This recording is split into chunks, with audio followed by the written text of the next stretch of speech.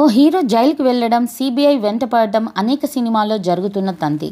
ఇక తెలంగాణ యాస భాషను ఇటీవల అనేక సినిమాల్లో వాడుకుంటున్నారు. ఇప్పుడు తెలంగాణ యాస భాష ఉన్న సినిమాలు ఓ ట్రెండ్గా మారాయి. ఫిదాతో తెలంగాణ ప్రాంతంకు ఇప్పుడు పెద్దపీట వేస్తున్నారు. ఇక ఈ సినిమాల్లో అంతా తెలంగాణ వాతావరణమే.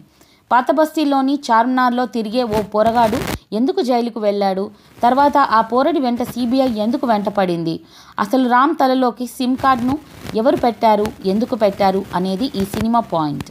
ఈ పాయింట్ ఆధారంగానే సినిమా ముందుకు సాగుతోంది.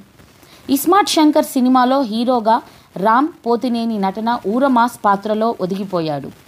ఇప్పటి వరకు చూసిన రామ్ ఇప్పుడు ఇస్మార్ట్ శంకర్లో చూసే రామ్కు ఎక్కడా పొంతనలేదు. తెలంగాణ పోరగాడి పాత్రలో రామ్ ఒదిగిపోయాడు. పాత బస్తీలో చిల్లర మల్లరగా తిరిగే ఓ యువకుడుగా రామ్ పోషించిన పాత్ర అత్యద్భుతంగా ఉంది. ఇక మాట్లాడిన యాస భాషను వాడిన తీరు, అందులో బూతు పాదాలు కలిపిన తీరు ఎబ్బెట్టుగా ఉన్నప్పటికీ మొత్తానికి తెలంగాణ భాషకు యాసకు జీవం పోశారు.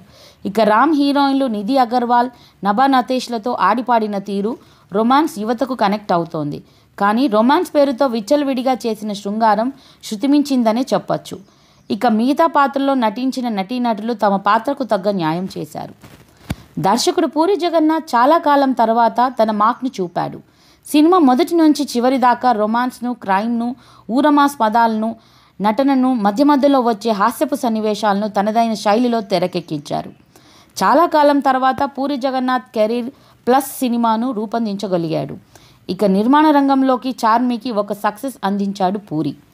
ఇక సంగీత దర్శకుడు మణిశర్మ అందించిన స్వరాల గురించి ఎంత చెప్పినా తక్కువే. ఈ సినిమాకు మణిశర్మ ప్రాణం పోశాడు. బోనాల జాతర సందర్భంగా అందించిన సంగీతం కలకాలం గుర్తుండేలా రూపొందించాడు. ఇక మిగతా టెక్నీషియన్ తన పరిధి మేరకు పనిని పూర్తి చేశారు. మొత్తానికి పూరి జగన్నాథ్ టీం నాయకుడుగా అటు నటీనటులను, ఇటు టెక్నీషియన్ను తన పరిధి మేరకు ఉపయోగించుకొని సినిమాను విజయవంతానికి తనదైన ముద్ర వేశాడనే చెప్పొచ్చు. ఏంటండి, వీడియో నచ్చిందా? అయితే ఓ లైక్ వేసుకోండి, లేదంటే ఓ కామెంట్ చేయండి. ఎప్పటికప్పుడు మా వీడియోస్ చూడాలంటే సబ్స్క్రైబ్ చేసుకోండి.